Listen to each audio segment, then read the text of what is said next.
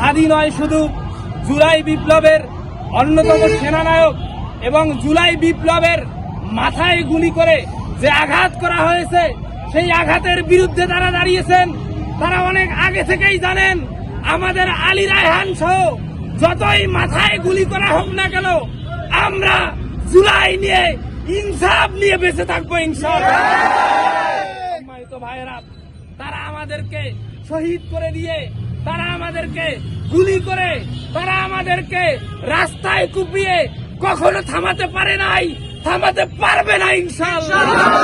সম্মানিত ভাইয়েরা, আজকের এই বাংলাদেশ ইনসাফের বাংলাদেশ, আজকের এই বাংলাদেশ জুলাইয়ের বাংলাদেশ।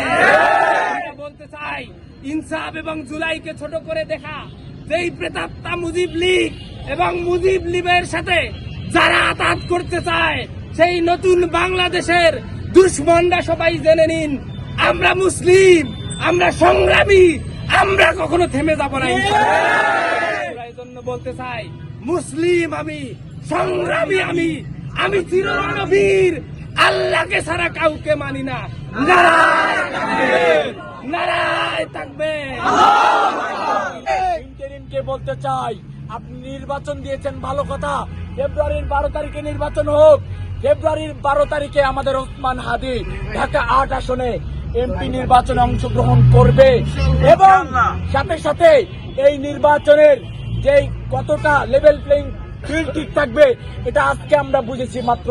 আপনারা জানেন অনেক জুলাই যোদ্ধা অনেক গোষ্ঠীর সঙ্গে আপোষ করেছে, দুর্নীতিতে জড়িয়ে পড়েছে, কিন্তু ওসমান হাদি কোন গোষ্ঠীর সঙ্গে আপোষ করে না, কোন দুর্নীতির সঙ্গে জড়িয়ে পড়ে না।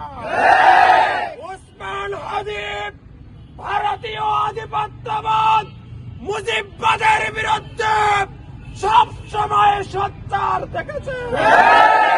তাই আজকে যে হামলা হয়েছে আমরা মনে করি এর সাথে ভারতীয় আধিপত্যবাদ এবং মুজিব গুন্ডারা জড়িত। সংগ্রামে উপস্থিতি, সাম্প্রতিক সময়ে ওসমান হাদি চাঁদাবাজ টেন্ডারবাজদের বিরুদ্ধে শক্তিশালী কণ্ঠস্বর হিসাবে আবির্ভূত হয়েছিল।